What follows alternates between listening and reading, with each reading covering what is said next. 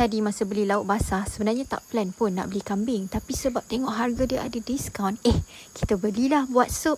Lepas tu matching pula dengan sambal kicap Johor. Memang sedap lah berbuka nanti.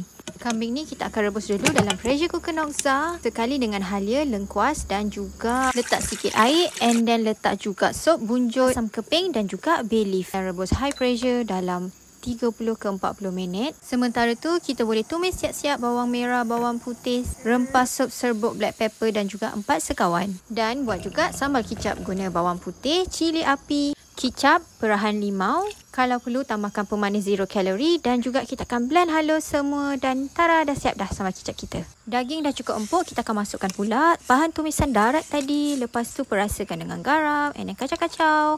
Letaklah apa yang nak semua. Dah siap dah, bolehlah makan dengan sambal kicap. Selamat mencuba. Sempena nak raya ni, better grab cepat-cepat pressure cooker Noxa ni sebab dia ni akan sangat-sangat membantu ketika raya nanti.